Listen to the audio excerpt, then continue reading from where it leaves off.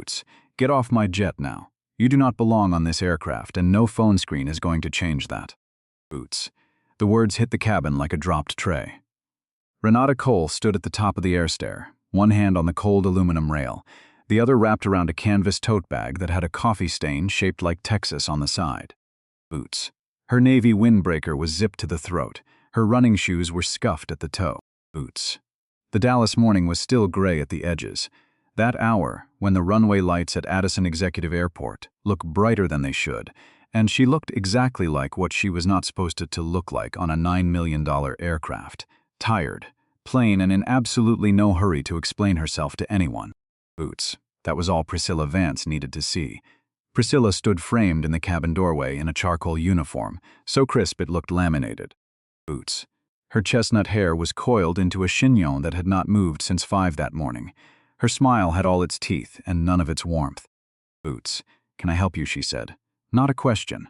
A wall with a curve painted on it. Renata looked up, squinting against the low sun crawling over the hangar roofline. Boots. I'm Renata Cole, she said. I'm on this flight to Savannah. Priscilla's eyes moved hoodie zipper, faded jeans, the canvas bag with the coffee stain, and something in her face closed like a cash register drawer. Boots. This is a private charter, she said. The client hasn't arrived. Renata breathed once through her nose, slow, the way she'd learned to breathe in board meetings, when someone said something she planned to remember forever. Boots. She had been awake since 4. She had spent the last 6 days in Washington, in rooms with too much air conditioning, signing things, defending things, listening to men 20 years younger explain her own industry back to her. Boots. I am the client, she said. Behind Priscilla, a second flight attendant hovered near the galley curtain. Dana Whitfield, 26, dark eyes that moved fast and hands that didn't. Boots. She heard it. She saw Priscilla's jaw tighten like a fist, closing slowly around a coin. Priscilla laughed, short and dry. Boots. Ma'am, I'm going to need to see identification. Renata pulled her phone from her jacket pocket, thumbed it open, and turned the confirmation screen outward. Boots. Name, tail number, departure time, Savannah, Georgia. Everything a person could ever need to see. Priscilla leaned in, looked at it for exactly as long as looking mattered and not 1 second longer, then looked back up. Boots. This could be anyone's phone. Dana's mouth opened slightly. She looked down at the coffee pot she was holding, then back up, caught in that particular kind of paralysis that has a name nobody likes to say out loud. The fear of being right before it's safe to be right. Boots. It's my phone, Renata said, with my name, on my flight. For 3 full seconds, nobody moved. Somewhere across the tarmac, a baggage cart beeped in reverse, that flat mechanical sound that has no idea it is interrupting something. Boots. Priscilla finally stepped aside. Barely, the kind of aside that makes a person turn sideways to get through a doorway that was never actually narrow. Boots. As Renata passed, Priscilla pulled her elbow back like she'd nearly touched something she'd have to wash off later. Renata noticed. Boots. She always noticed. She had spent 41 years noticing. The extra glance at a purse, the pause before someone said ma'am like it tasted wrong, the way courtesy showed up exactly 1 beat after somebody found out who you were, and never 1 second before. Boots. Remember the coffee stain on that tote bag. It is going to matter more than you think, and not for the reason you'd guess. Boots. Inside, the cabin was the kind of beautiful that costs more than most houses. Cream leather, brushed gold fixtures, a cashmere throw folded into a perfect rectangle on the forward seat. Boots. A short crystal vase held 3 white gardenias, and the whole cabin smelled like them. Renata lowered herself into the front seat, her seat on her aircraft, in her silence, and set the tote bag beside her feet. Boots. She closed her eyes for 4 seconds. Maybe that would be the worst of it. Maybe the flight would just be cold and short and forgettable. Boots. Then heels clicked toward her, unhurried, deliberate. Excuse me, Priscilla said. That seat is reserved for the primary client. Renata opened her eyes and looked at her for a long, unbothered moment. Boots. I know, she said. That's why I'm sitting in it. Priscilla's smile disappeared like a light switched off mid-sentence. In the galley, Dana forgot to breathe for half a second, and the half-second stretched out longer than it had any right to. Boots. Some people don't need proof. They need permission to see you as a person, and if they've already decided against it, no document on earth is going to undo their imagination for them. Boots. Renata had learned that lesson before she'd learned to drive. Priscilla shifted her weight, chin lifting a fraction. I was told the primary client might be sending a representative today. Boots. Staff, someone from the office. Who told you that? Renata said quietly. The manifest lists a Ms. Cole. That's me. Boots. I understand what you're telling me, Priscilla said, in the tone people use when they have already decided not to. Boots. No, Renata said. You understand what you'd prefer to understand. Dana's fingers tightened around a folded cloth napkin she had refolded 3 times without noticing. Boots. She wanted to say the manifest listed exactly 1 passenger. She wanted to say ground crew had already cleared this exact name before sunrise. Boots. She wanted to say a great many things. Priscilla had 9 years of seniority, wrote every performance review on this crew, and had a documented habit of making people regret embarrassing her in front of a client. Boots. So Dana said nothing, and the nothing sat in her chest like a stone she'd swallowed on purpose. Outside, the ground crew gave the all clear. Boots. The cabin door sealed with a heavy final sound, and the soft pressurized hiss filled the space like the room itself was exhaling. Boots. Captain Wesley Boone's voice came over the intercom, calm and practiced. Morning, folks. Cleared for departure to Savannah. Smooth skies the whole route, a little under 3 hours in the air. Boots. Routine. Polished. A voice that had said the exact same sentence 1,000 times, and never once wondered who was sitting in the front row. Boots. Renata turned toward the oval window and watched Addison's runway lights blur into pale gold streaks as the jet began its roll. Boots. For a few seconds she let herself believe the worst had already happened. Then Priscilla walked past her, without a glance, carrying a tray toward the cockpit. Porcelain cup, warm croissant wrapped in linen, a hot towel rolled with surgical precision. Boots. The cockpit door opened. Her voice went soft as butter. Here you go, Captain. Fresh, just how you like it. Boots. Boone chuckled. You spoil us, Priscilla. That's what I'm here for. The door shut. She came back through the cabin and did not look at Renata once. Boots.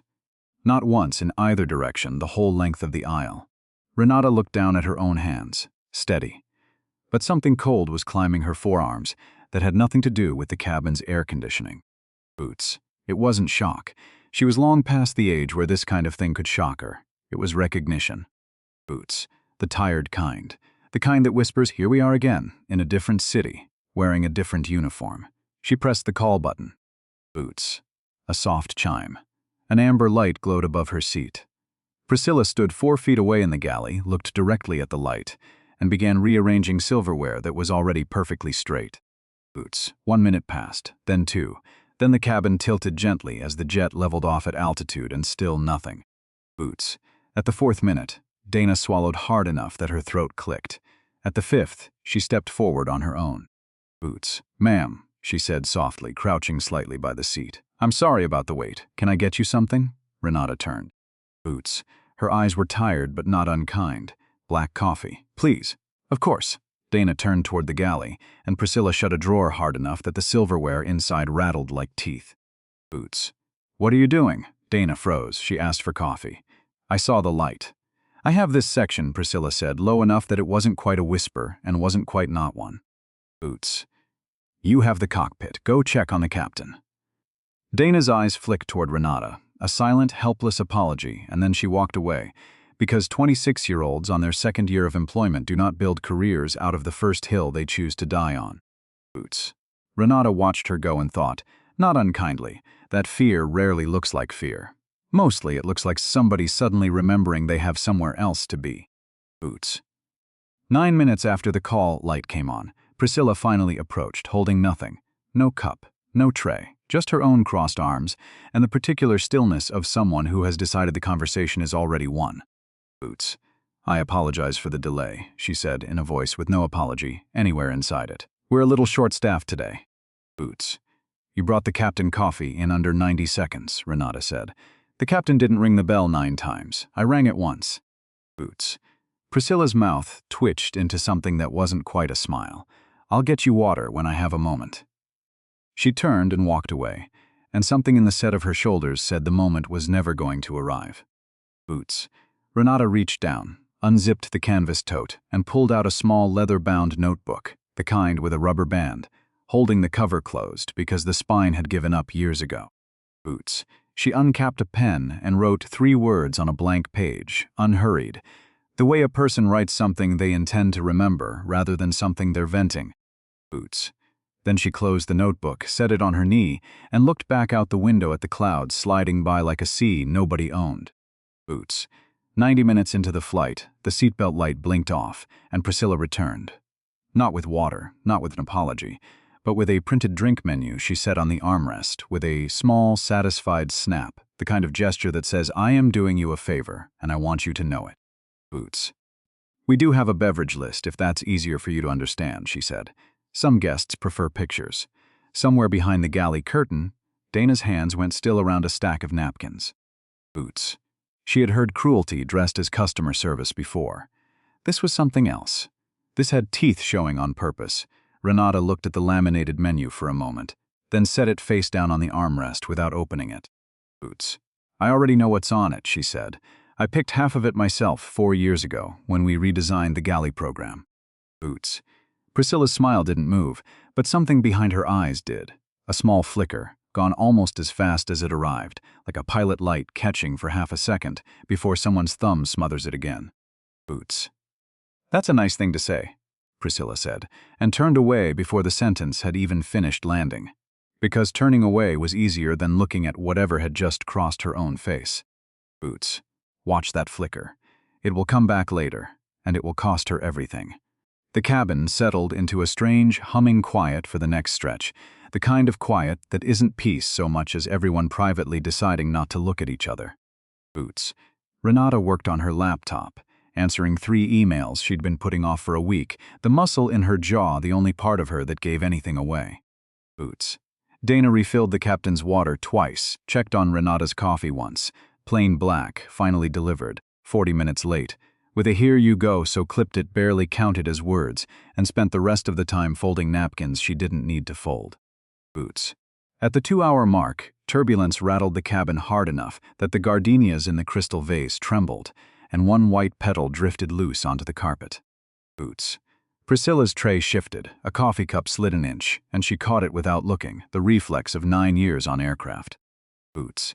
In that same second, her eyes cut toward Renata's seat, checking, not out of concern, but out of the particular vigilance of someone guarding territory. Boots. Renata hadn't moved, hadn't flinched, hands folded, eyes on the window, breathing exactly the same as she had been breathing for the last hour. Boots. That stillness unsettled Priscilla more than anger would have. Anger she knew how to manage. Anger gave her something to correct, something to write up later in careful professional language that made her sound patient and the passenger sound difficult. Boots. This was something else. This was a woman who simply would not perform distress for her, and Priscilla did not have a script for that. Boots. She tried a different angle. "You know," she said, stopping beside the seat again, arms still crossed, "most people in your position would have called ahead." Boots. "Given us some notice. It would have made everyone's morning a lot smoother." "My position," Renata repeated quietly, tasting the word. Boots. "Whatever your relationship is to Miss Cole's office." "I am Miss Cole's office," Renata said. "I am also Miss Cole." Boots. "I've heard that a few times this morning," Priscilla said, with a small laugh that had ice in the bottom of it. Boots. "It doesn't get truer with repetition." Dana, 3 feet away restocking the galley, closed her eyes for a second, like she'd just watched someone step off a curb into traffic without looking. Boots. She had worked 11 months under Priscilla Vance. She had watched her be warm, competent, even generous, with the right people. Boots. She had also watched her write up a 61-year-old passenger for erratic behavior after the man asked, twice politely, for the restroom code. Boots. That complaint had gone nowhere.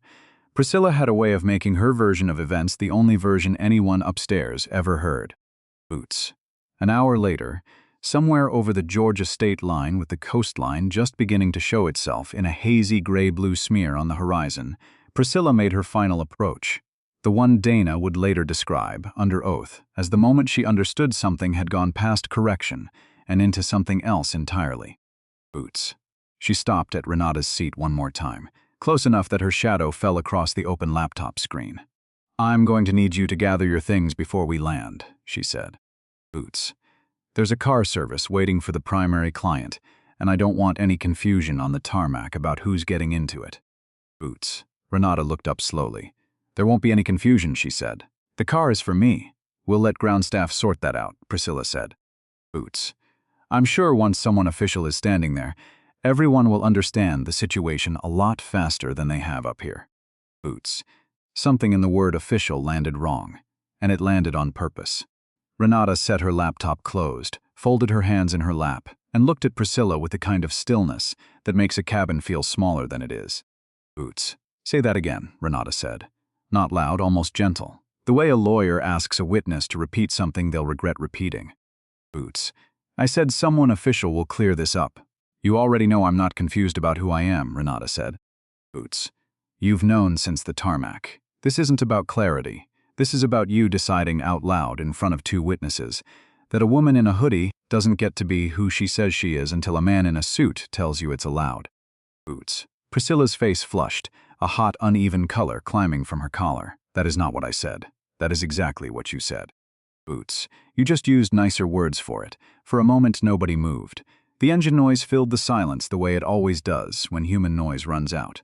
Steady, indifferent, uninterested in anyone's dignity. Boots. Dana stood frozen in the galley doorway with a stack of unfolded napkins in her hands, watching two women hold a conversation that had stopped being about a car and started being about everything else. Boots. Priscilla's hand came up, not a slap yet, just a gesture, sharp and dismissive, cutting the air an inch from Renata's shoulder as she turned to walk away mid-sentence. Boots.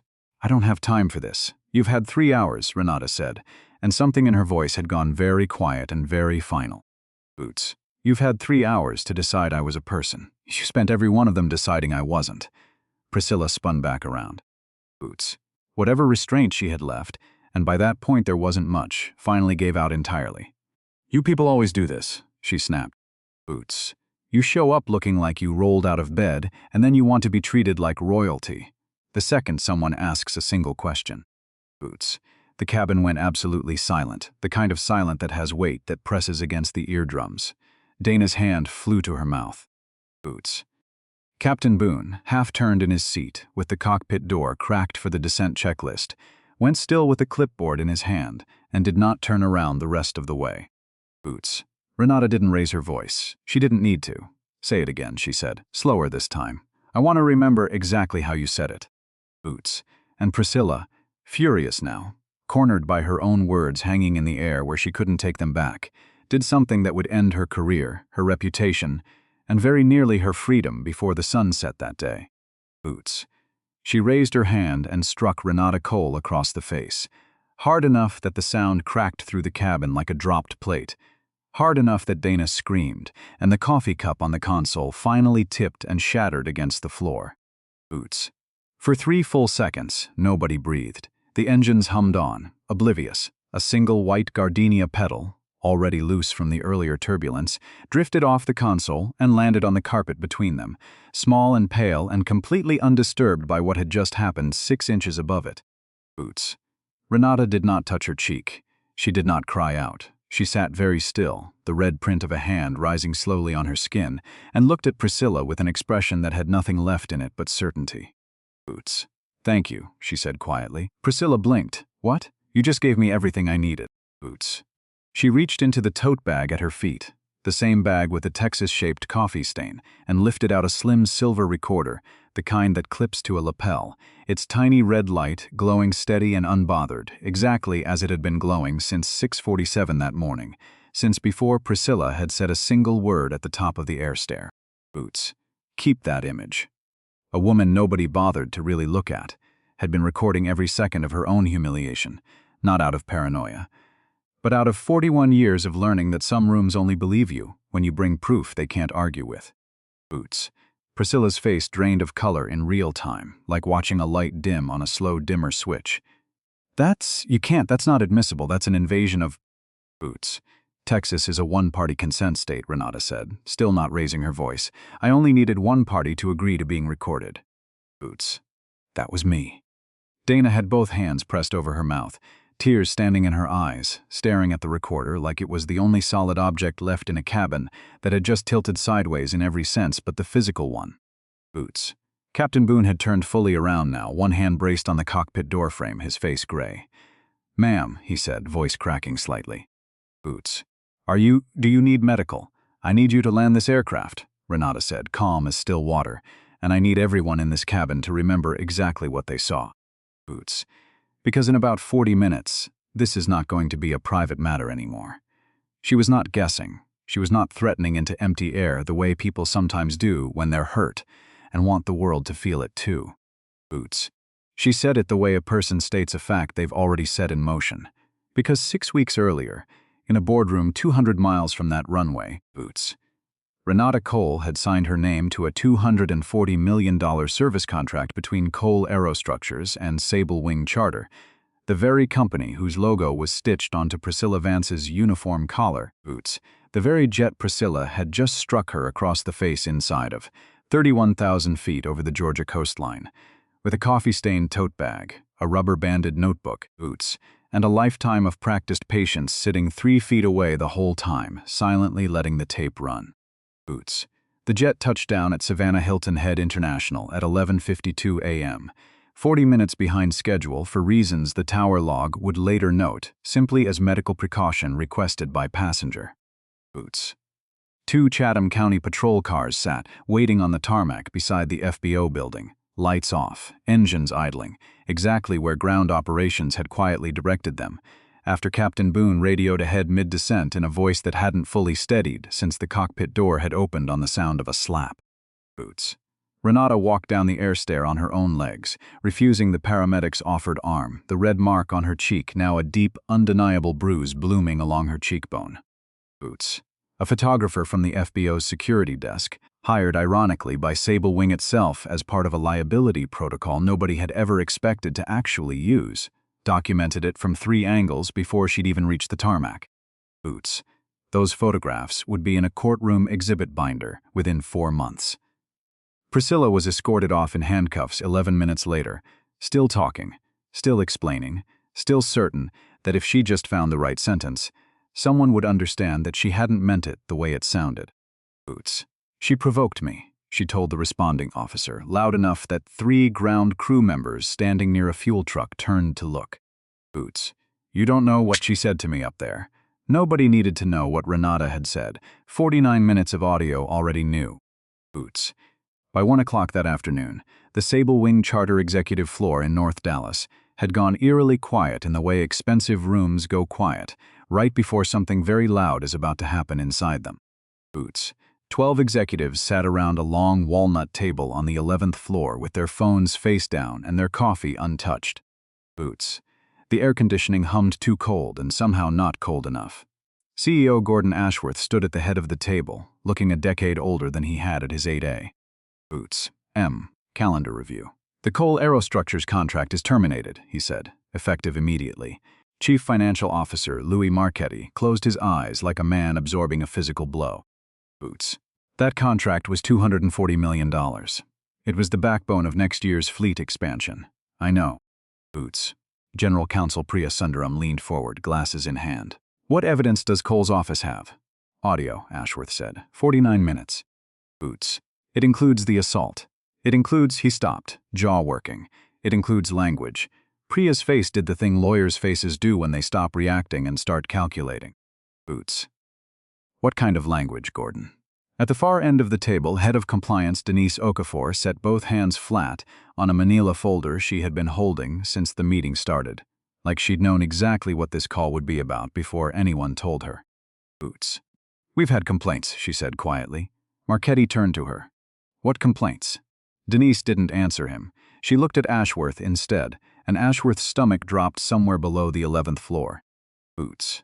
Human Resources pulled Priscilla Vance's personnel file within the hour, and it was thicker than anyone in that room wanted it to be.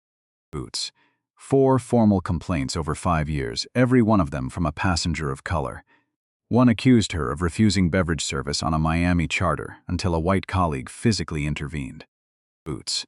Another described her demanding eyed from a guest 3 separate times in front of business partners after every other passenger had been waved through. Boots. A third, a letter, handwritten, from a retired middle school principal in Baton Rouge, described being told, in front of her own grandchildren, to check with the front desk before assuming this was your flight. Boots. All 4 had been marked resolved. No retraining, no follow-up interview with the passengers involved. Just a signature, a date, and a closed file, over and over for 5 years. Because nobody with the power to stop it had ever wanted to be the one to say her name out loud in a room like this one. Boots. Priya set her glasses down on the table with a small, final click. "This is negligent supervision," she said. "If this becomes public, and Gordon, it is going to become public, we are not defending one employee's bad morning. Boots.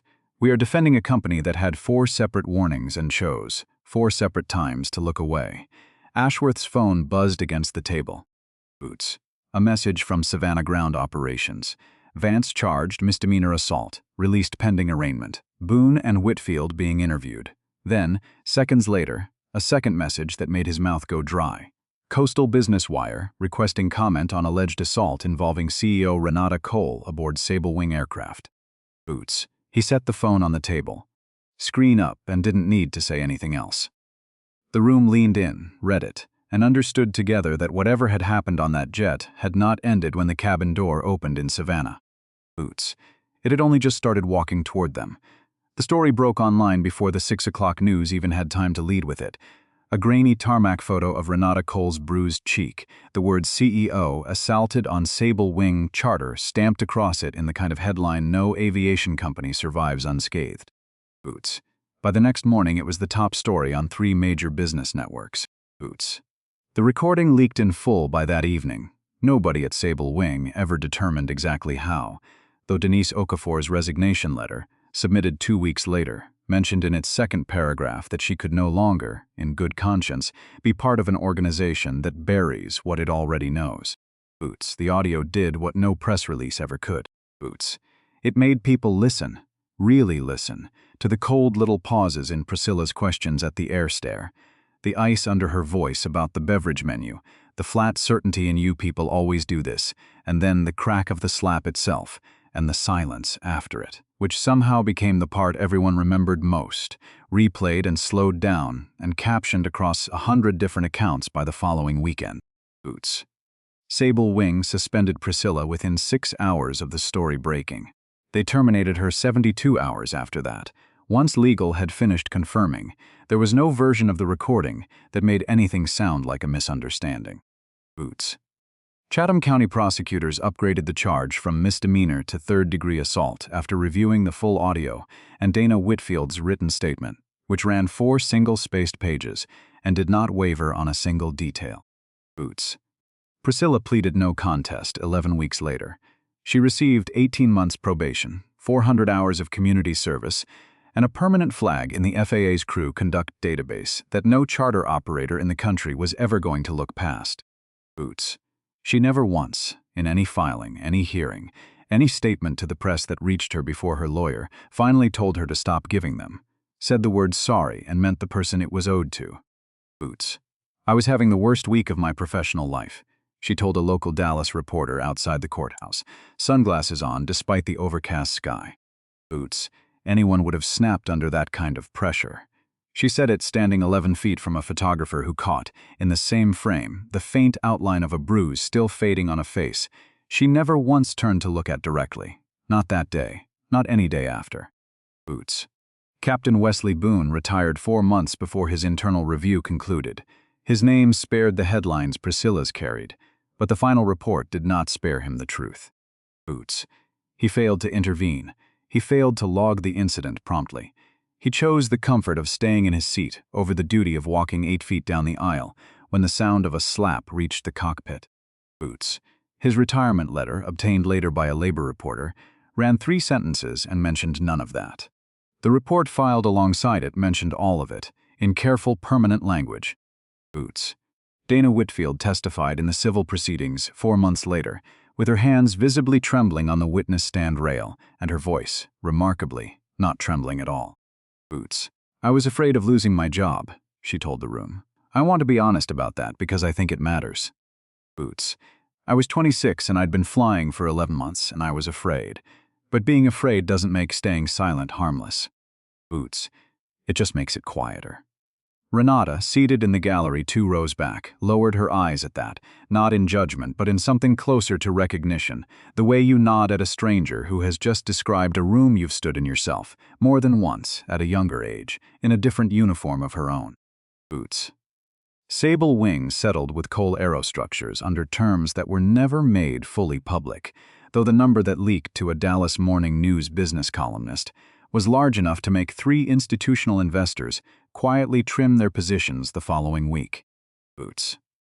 More consequential than the money, the settlement required independent third-party oversight of Sable Wing's entire cabin crew division for 3 years, new complaint review protocols, protected reporting channels for junior crew, mandatory bias response training that involved actual case review instead of a video people clicked through while checking their phones, and an annual public audit of every closed-door complaint file going back a decade. Boots. Gordon Ashworth resigned before the fiscal year ended, 3 sentences of regret in a company-wide email that fooled almost nobody. Boots. The board named Denise Okafor's replacement in compliance, and 6 months after that, a new CEO. Marguerite Simmons, the first black woman to lead Sable Wing Charter in its 31-year history. Boots. At her first press conference, standing in front of the same corporate seal that had sat silently behind Ashworth for a decade, she did not reach for the language lawyers usually hand a new executive in her position. Boots. What happened to Renata Cole on one of our aircraft was not an isolated failure, she said. It was racist, it was violent, and based on the file sitting on my desk right now, it was entirely preventable. Boots. A company is not judged by the values it prints on a wall in the lobby. It is judged by what it allows to keep happening when no one powerful is in the room to see it. Boots. Renata did not attend that press conference. Boots. She was in Dallas that afternoon, in a smaller conference room off Stemmons Freeway, with far less marble and far better coffee, signing the same $240 million contract with a regional aerospace fabricator called Barrow Precision Systems. 19 employees at the time, working out of a converted warehouse near the Trinity River that still had exposed ductwork and a coffee machine older than half the staff. Boots. The founders had solid engineering credentials, a spotless compliance record, and had been quietly passed over for 3 larger contracts in 2 years by companies that preferred, as one rejection email had unwisely put it in writing, a more established brand presence. Boots. Within 14 months, Barrow Precision had grown to just under 200 employees. Some were fresh out of technical college. Boots. Some were older workers who'd assumed their best professional years were already behind them, filed away the same way Priscilla's complaints had been, resolved, closed, forgotten. Boots. Renata never called it charity when reporters asked, and several did. They were ready, she told one of them, standing on the warehouse floor in the same Navy windbreaker she'd worn onto that jet 14 months earlier. The coffee stain on the tote bag long since replaced by a newer bag with a newer, smaller stain. Boots. They just needed somebody to stop mistaking unfamiliar for unqualified. That mistake is expensive. I know exactly how expensive, because I've been on both sides of the invoice. Boots. 8 months after that, Renata out on a stage at a National Aviation Safety and Culture Conference in Fort Worth, in front of 900 people. Pilots, crew trainers, regulators, airline executives, and a scattering of flight attendants who had come specifically to hear this particular speech, because word travels fast in an industry that small. Boots. She wore a plain black suit that day. No hoodie. No attempt to disappear into a room the way she once had on purpose for reasons that had nothing to do with modesty and everything to do with 41 years of learning what happens to a woman who walks in looking like exactly what she is. Boots. I didn't cancel that contract because I was offended, she said, and her voice was the same unhurried, unshaken voice that had filled that cabin over the Georgia coast. Boots. I canceled it because if a company's people will humiliate someone the moment they believe that person has no power, then I already know exactly what that company does with power. Boots. I didn't need the rest of the story. I'd heard enough of it before the seatbelt sign even came on. Boots. Nobody in the room moved for a long moment. Then the applause started, slow at first, then rising, then the kind of applause where people stand up not because the story was easy to hear, but because it was true, and true is rarer in rooms like that than anyone likes to admit. Boots. Renata looked out over the crowd and thought, for just a second, of her mother, A woman who had worked 11-hour night shifts at a Fort Worth hospital for 30 years and still ironed her scrubs every single morning before her shift, whether or not a single person that day would notice or care. Boots. Her mother used to say it while pressing the iron flat across a collar that nobody else would ever look twice at. Baby, treat people right before you find out who they are. Boots. By the time you find out, it shouldn't have mattered in the first place. That was the whole lesson, really, folded into one sentence a tired woman used to say over an ironing board in a kitchen in East Dallas, 30 years before any of this happened. Boots. Power doesn't always step off a private jet in a tailored suit with a driver already waiting. Sometimes it climbs the air stair in a windbreaker with a coffee stain shaped like the state it grew up in, tired from a 6-day week, asking for nothing except to sit down in the seat that was already hers. Boots. And dignity, real dignity, the kind that doesn't need a manifest to prove it, should never have to wait for somebody else to recognize your name before it's honored. Boots. If this story reminded you of a moment you witnessed or a moment you lived through yourself, say so in the comments below. Boots.